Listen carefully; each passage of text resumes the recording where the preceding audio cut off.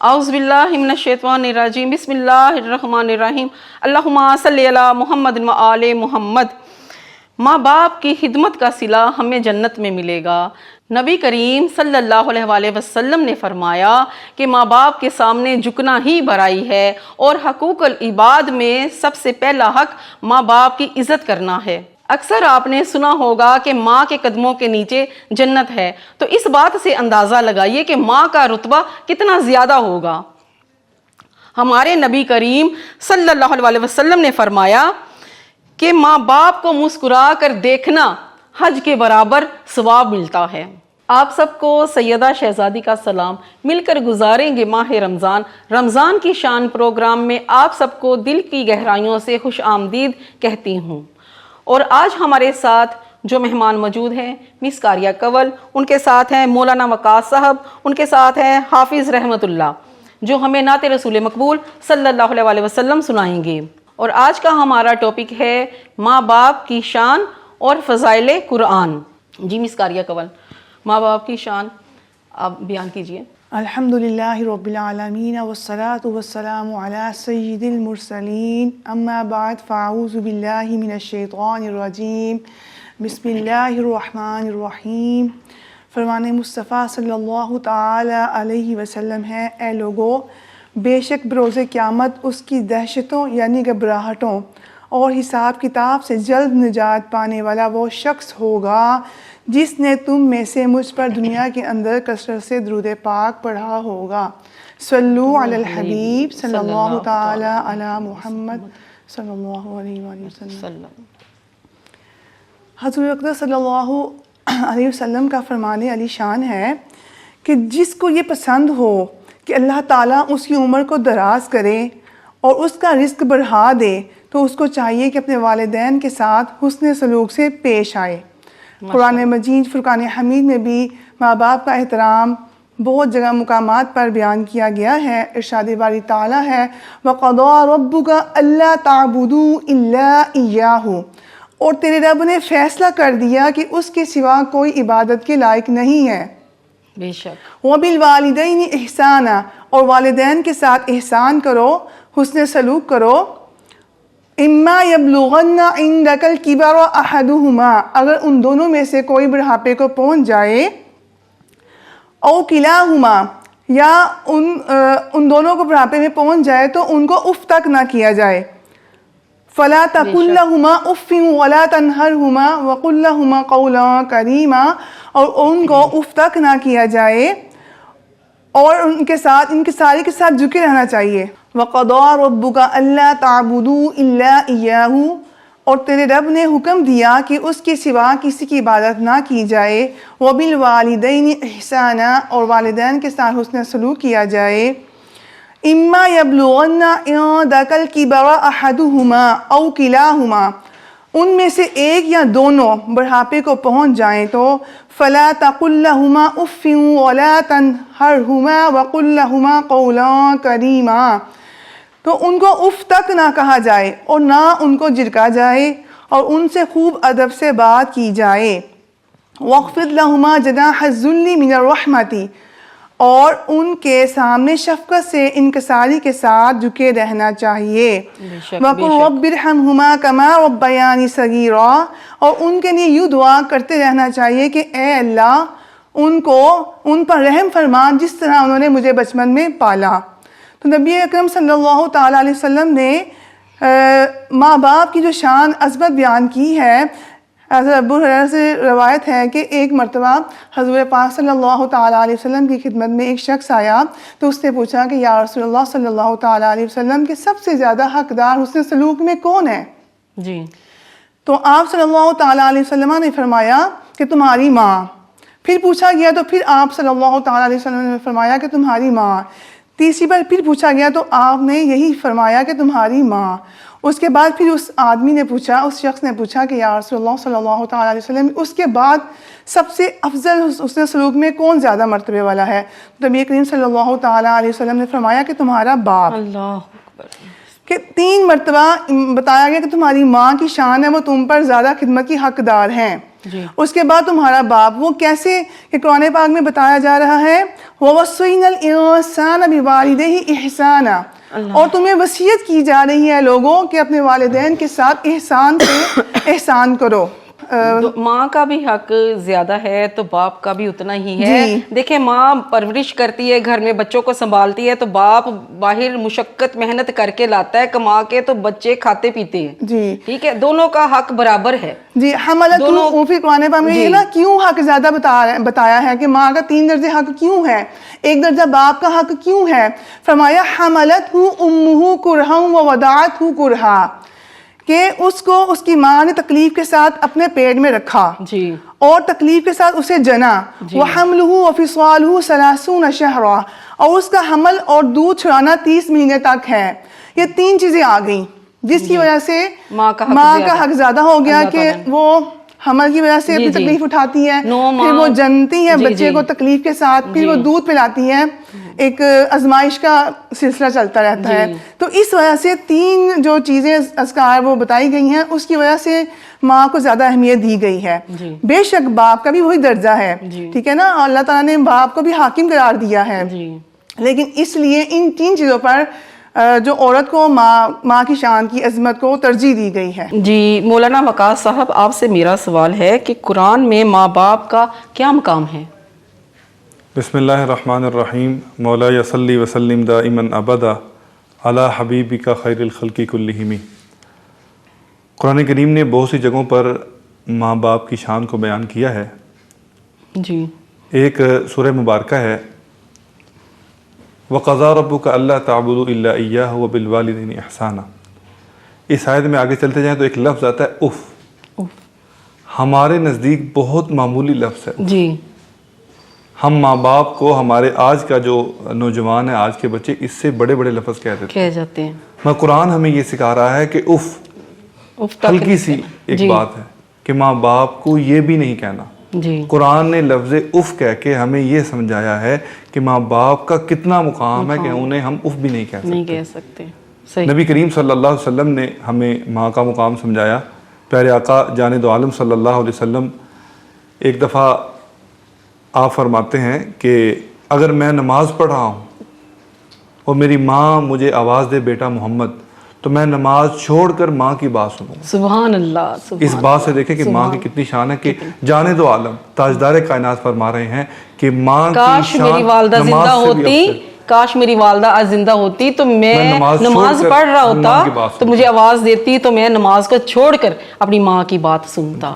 سبحان اللہ۔ اور نبی کریم صلی اللہ علیہ وسلم ایک مرتبہ حضرت حلیمہ سعدیہ رضی اللہ تعالی عنہا، یہ آپ صلی اللہ علیہ وسلم کی سگی والدہ نہیں ہے جی، یہ رضائی والدہ ہے، مگر آپ صلی اللہ علیہ وسلم نے اپنی امت کو سکھانا تھا کہ ماں کی شان کیا ہوتی ہے، ماں سگی ہو یا رضائی ہو یا ستیلی ہو، ماں ہوتی ہے۔ تو نبی کریم صلی اللہ علیہ وسلم نے ایک دفعہ حضرت حلیمہ سعدیہ تشریف لائیں تو آپ نے اپنی کملی والی جو چادر مبارک تھی وہ بچھا دی اور کہا آپ یہاں بیٹھیے۔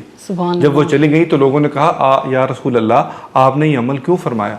آپ نے فرمایا یہ میری والدہ تھی، تو ماں کی شان یہی ہے کہ ان کا اکرام اور اعزاز، ان کے احترام میں ہم کھڑے ہو جائیں، ان کے لیے چادر بچھائیں، جو اکرام ہمارے نبی پاک نے یہ عمل کر کے ہمیں سکھایا ہے، لوگوں کو سکھایا کہ لوگوں اس طرح اپنے ماں باپ کی خدمت کرنا، وہ انہوں نے دکھایا۔ لیکن آج کل بہت کم، وہ نہ لوگ رہیں نہ وہ باتیں رہیں، عجیب سے وہ ہو گیا، دور آ گیا کہ ماں باپ کی بات تو سننا کوئی گوارا ہی نہیں کرتے بچے آج کل کے، یہ ہو رہا ہے۔ جی ناظرین، مولانا وقاص صاحب ہمیں ماں کی شان کے بارے میں بتا رہے تھے، باتیں جاری رہیں گی، گفتگو جاری رہے گی۔ اس سے پہلے ہم نعت رسول مقبول صلی اللہ علیہ وسلم سنتے ہیں حافظ رحمت اللہ سے۔ ان کے لیے میں زندہ رہوں گا، ان کے لیے مر جاؤں گا، ان کے لیے میں زندہ رہوں گا، ان کے لیے مر جاؤں گا، ان کے لیے میں زندہ رہوں گا، ان کے لیے مر جاؤں گا، ان کے لیے زندہ رہوں سبحان اللہ، ماشاء اللہ ماشاء اللہ، ان کے لیے مر جاؤں گا، زور لگا لے تو اے دنیا، تیرے ہاتھ نہ آؤں گا، ماشاء اللہ ماشاء اللہ ماشاء اللہ، زور لگا لے تو اے دنیا، تیرے ہاتھ نہ آؤں گا، میرے آقا میرے مولا، وعدہ ہے انشاءاللہ، سبحان اللہ، میرے آقا میرے مولا، وعدہ ہے انشاءاللہ، میں تیرے گن گاتا ہوں، بس تیرے ہی گن گاتا، سبحان اللہ سبحان اللہ سبحان اللہ، میں تیرے گن گاتا ہوں، بس تیرے ہی گن گاؤں گا، اور موتیوں جیسے آنسو میں نے روک رکھے ہیں آنکھوں میں، موتیوں جیسے آنسو میں نے روک رکھے ہیں آنکھوں میں، یہ آنسو میں روزہ انور پر جا کر برسا، سبحان اللہ سبحان اللہ سبحان اللہ، یہ آنسو میں روزہ انور پر جا کر برساؤں گا، ان کے لیے میں زندہ رہوں گا، ان کے لیے مر جاؤں گا، زور لگا لے تو اے دنیا، تیرے ہاتھ نہ آؤں گا، سبحان اللہ سبحان اللہ ماشاء اللہ، زور لگا لے تو اے دنیا، تیرے ہاتھ نہ آؤں گا، ماشاء اللہ، بہت ہی خوبصورت نعت رسول مقبول صلی اللہ علیہ وسلم آپ نے سنائی۔ جی مولانا وقاص صاحب، آپ قرآن پڑھنے کی فضیلت بیان کیجیے۔ بسم اللہ الرحمن الرحیم۔ قرآن کریم وہ عظیم الشان کتاب ہے کہ باقی جتنی بھی کتابیں ہیں وہ کتاب اللہ ہیں، اور قرآن وہ کتاب ہے جس کو خود رب ذوالجلال نے تلاوت فرمایا ہے، سبحان اللہ اور سبحان اللہ، قرآن کو اسی لیے کلام اللہ کہا جاتا ہے، اور قرآن کو یہ دوہرا اعزاز ہے، قرآن کتاب اللہ بھی ہے، کلام اللہ بھی ہے۔ ماشاء اللہ، اور اس دنیا کے اندر جتنی کتابیں آئیں، تورات، زبور، انجیل، یہ ساری بکھر کر نہیں اکٹھی آئی، ایک ہی دفعہ میں آئی، اور اللہ نے جس نبی کو عطا کرنی تھی اس کو جگہ بتائی، وہاں پہ اس نبی کو بلا کر وہ کتاب عطا کی، اور یہ کتابیں سبحان اللہ، اکٹھی آئی اور اس وقت بکھر چکی ہیں۔ جی قرآن بکھر کر آیا اور ایسا اکٹھا ہوا، ایسا جڑا، قیامت تک قرآن کو کوئی نہ توڑ سکتا ہے نہ ختم کر سکتا ماشاء ہے۔ اللہ سبحان یہ اللہ، قرآن کا اعزاز ہے، اس لیے یہ قرآن معجزہ ہے، معجزہ ہے، بالکل ایسے ہی ہے۔ اللہ نے قرآن کا حفاظت کا ذمہ اللہ تعالیٰ نے اپنے جی، ذمہ اللہ رب العزت ارشاد ہے، اِنَّا نَحْنُ نَزَّلْنَا الذِّكْرَ وَإِنَّا لَهُ لَحَافِظُونَ۔ اللہ نے باقی کتابیں بھی آسمانی کتابیں ہیں، مگر اللہ تعالیٰ نے ان کتابوں کی ذمہ داری نہیں اٹھائی، مگر قرآن عظیم الشان وہ کتاب ہے جس کی ذمہ داری اور حفاظت کا ذمہ خود رب ذوالجلال نے لیا ہے۔ ماشاء اللہ، اور قرآن کریم محفوظ ترین کتاب ہے۔ ہم اس دنیا کے اندر کسی چیز کو سیو کرنا ہو، محفوظ کرنا ہو، اس کے لیے سیکیورٹی ہوتی ہے، گھر کے لیے تالا ہے، گیٹ لگا ہوتا ہے تاکہ کوئی چیز چرا نہ لے، ہماری کوئی چیز غائب نہ ہو جائے۔ جی مگر قرآن کو اللہ نے ایسی جگہ سیو کیا ہے، ہمارے گھروں میں اتنی سیکیورٹی کے باوجود، دکانوں پہ اتنی سیکیورٹی کے باوجود چوری ہو جاتی ہے، مگر قرآن کو اللہ نے ایسی جگہ سیو کیا ہے کہ کہ وہ حافظ قرآن کا سینہ ہے، دل سبحان ہے، اللہ، سبحان جہاں سے اللہ۔ چوری ہو نہیں سکتی، چوری کا امکان ہی نہیں ہے۔ ماشاءاللہ۔ کیوں کہ کہ قرآن کی حفاظت کا ذمہ خود اللہ نے لیا ہے، جس چیز کی حفاظت کا ذمہ خود رب ذوالجلال لے لے اسے کون نقصان پہنچا سکتا ہے۔ ماشاءاللہ ماشاءاللہ، کہ قرآن کو ہم لوگ حافظ جو ہوتے ہیں وہ اپنے سینے میں سمایا ہوتا ہے قرآن ان کے۔ ماشاءاللہ ماشاءاللہ۔ جی میرا آپ سے دوسرا سوال یہ ہے، قرآن سے محبت کا صلہ کیا ہے؟ قرآن عظیم الشان جو کتاب ہے، اس سے محبت کا صلہ یہ ہے کہ جو بندہ یہ چاہے کہ میں اللہ سے باتیں کروں، جی جی قرآن کی تلاوت کرے۔ کیوں؟ قرآن سارے کا سارا اللہ کی باتیں ہیں، جی۔ اور قرآن کریم وہ جب ہم قرآن پاک پڑھ رہے ہوتے ہیں تو ہم گویا اللہ سے بات کر رہے ہوتے ہیں۔ ماشاءاللہ ماشاءاللہ۔ اور قرآن کریم وہ عظیم الشان کتاب ہے۔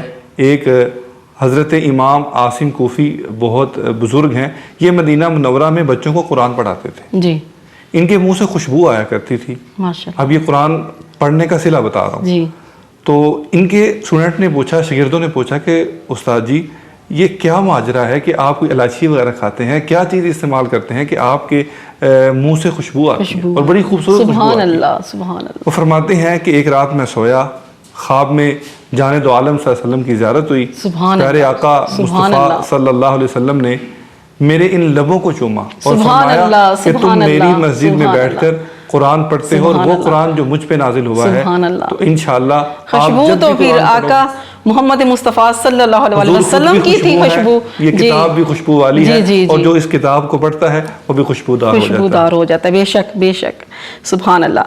جی آپ سے میرا تیسرا سوال یہ ہے کہ قرآن کا اعزاز، قرآن کا اعزاز یہ ہے کہ اس دنیا میں باقی جتنے پہلے نبی تھے، ہر نبی کا معجزہ اس کے ساتھ ختم ہو گیا۔ نبی حضرت موسیٰ کا معجزہ تھا، وہ لاٹھی پھینکتے تو وہ عصا اژدہا بن جاتی۔ اژدہا بنتا۔ حضرت عیسیٰ کو اللہ تعالیٰ نے یہ معجزہ عطا کیا تھا کہ حضرت عیسیٰ علیہ السلام مردوں کو زندہ کر لیتے تھے، یعنی ہر نبی کو کوئی نہ کوئی معجزہ عطا کیا تھا۔ جیسے نبی اس دنیا سے گئے، معجزہ بھی ختم ہو گیا۔ قرآن وہ معجزہ ہے نبی کے معجزات میں سے کہ یہ آج تک زندہ ہے، قیامت تک زندہ رہے گا۔ سبحان اللہ۔ ہم دنیا میں جتنی بھی کتابیں پڑھتے ہیں، کوئی کتاب میتھ، فزکس، کیمسٹری کوئی بھی لے لیں، ہمیں جتنی مرضی محنت کر لیں زبانی یاد نہیں ہوتی۔ قرآن وہ واحد کتاب ہے جس کو ہم پڑھتے چلے جائیں وہ ہمارے سینے میں محفوظ ہوتی چلی جاتی ہے۔ جی ماشاءاللہ ماشاءاللہ، سبحان اللہ، ایسے ہی ہے، بے شک ایسے ہی۔ جی ناظرین، آپ نے دیکھا مولانا مقاص صاحب بہت ہی خوبصورت طریقے سے قرآن پاک کی فضیلت بیان کر رہے ہیں۔ تو آئیے پہلے ہم نعت رسول مقبول صلی اللہ علیہ وسلم سنتے ہیں۔ شہر طیبہ کا وہ بازار بڑا پیارا، سبحان اللہ سبحان اللہ۔ شہر طیبہ کا وہ بازار بڑا پیارا ہے، شہر طیبہ کا وہ بازار بڑا پیارا ہے، ہم غلاموں کا خریدار بڑا پیارا، سبحان اللہ سبحان اللہ سبحان اللہ۔ ہم غلاموں کا خریدار بڑا پیارا ہے، شہر طیبہ کا وہ بازار بڑا پیارا ہے، روز کہتی ہے مدینے میں اتر کے جنت، سبحان اللہ سبحان اللہ۔ نبی آپ کا دربار سبحان اللہ بڑا پیارا سبحان اللہ۔ ہے، اے نبی آپ کا دربار بڑا پیارا ہے، شہر طیبہ کا وہ بازار بڑا پیارا ہے، جس پہ ہو جائے تیرا آقا سبحان اللہ سبحان اللہ میرے رب کو وہ گنہگار بڑا پیارا ہے سبحان اللہ میرے رب کو وہ گنہگار بڑا پیارا ہے دیکھ کر کہتے تھے صدیق کو میرے آقا اے صحابہ یہ میرا یار بڑا سبحان اللہ سبحان اللہ سبحان اللہ سبحان اللہ اے صحابہ یہ میرا یار بڑا پیارا ہے شہر طیبہ کا وہ بازار بڑا پیارا ہے ہم غلاموں کا خریدار بڑا پیارا ہے سبحان اللہ سبحان اللہ ماشاء اللہ ہم غلاموں کا خریدار بڑا پیارا ہے ماشاء اللہ سبحان اللہ جی مولانا وقاص صاحب آپ سے میرا سوال ہے کہ حافظ قرآن کی فضیلت کیا ہے؟ حافظ قرآن وہ شخص ہے جس نے جو 30 پاروں والا قرآن کریم ہے اس کو 30 سپارے ایسے یاد کیے ہوں کہ اس میں غلطی اور اس کا شبہ نہ ہو بھول جانے کا جی تو یہ اس شخص کو حافظ قرآن کہا جاتا ہے جس نے 30 سپارے حفظ جی کیے ہوں اور حافظ قرآن کا اعزاز یہ ہے کہ جنت میں جو جنتی لوگ ہوں گے جی کوئی حاجی صاحب ہے کوئی نمازی ہے تو ان کے جو وہاں جنت میں ملنے والے بنگلے مکان پلاٹ کوٹھیاں جو کچھ بھی ہے وہ ان کے پہلے سے نام لکھے ہوئے ہوں گے یہ فلاں حاجی صاحب کا یہ فلاں نمازی کا ہے یہ فلاں مجاہد کا ہے یہ فلاں قاری کا ہے فلاں مفتی صاحب کا ہے فلاں عالم کا ہے سب کے مقام الگ الگ ہوں گے لکھے ہوئے وہاں پہ موجود ٹھیک ہے لیکن حافظ کے ساتھ معاملہ کچھ اور ہے جی حافظ کا معاملہ یہ ہے کہ اللہ تعالیٰ حافظ قرآن سے کہیں گے حافظ قرآن پڑھنا شروع کر اور چلنا شروع کر سبحان اللہ حافظ قرآن پڑھنا شروع کرے گا چلنا شروع کرے گا سبحان اللہ چلتا جائے گا اور جہاں تک آخری سورت والناس تک پہنچے گا اللہ فرمائیں گے اے حافظ پیچھے مڑ کے دیکھو جتنا رقبہ جتنی جگہ تم چھوڑ کر آئے ہو پڑھتے آئے سارا ہو آپ کا رب آپ کو تحفہ کر ماشاءاللہ سبحان اللہ کیا مقام ہے اور ایک محفل وہ ہے کہ جو ہم حافظ قرآن کے لیے اس دنیا میں سجاتے ہیں جی حافظ قرآن کے سر پہ دستار رکھی جاتی ہے مگر ایک محفل ایک تقریب وہاں منعقد ہوگی جہاں نبی بھی ہوں گے امام الانبیاء بھی موجود ہوں گے اس بچے کے ماں باپ بھی موجود ہوں گے کیا خوبصورت منظر ہوگا اور وہاں پر اس بچے کے ماں باپ کے سر پہ تاج رکھا جائے گا اور ایسا تاج جس کی چمک سورج سے بھی زیادہ ہوگی تو یہ وہ اعزاز ہے جو ایک حافظ قرآن کو ہے آدمی عالم بنے مفتی بنے تو اس کا اعزاز اور بھی بہت زیادہ ہے ایک شعر میں یہاں عرض کروں گا کہ دنیا کی کتابوں میں قرآن چمکتا ہے قرآن میں اللہ کا فرمان چمکتا ہے عادت بنا لے جو انسان قرآن کی تلاوت کو اللہ کی نظروں میں وہ انسان چمکتا ہے سبحان اللہ جی بہت ہی خوبصورت آپ نے بیان کیا بہت ہی خوبصورت ماشاءاللہ جی آپ سب کا بہت بہت شکریہ آپ تشریف لائے جی ناظرین کیوں نہ ہو ممتاز اسلام دنیا بھر کے دینوں میں کیوں نہ ہو ممتاز اسلام دنیا بھر کے دینوں میں وہاں مذہب کتابوں میں یہاں قرآن سینوں میں اسی کے ساتھ پروگرام رمضان کی شان میں اپنی ہوسٹ سیدہ شہزادی کو اجازت دیجیے اللہ حافظ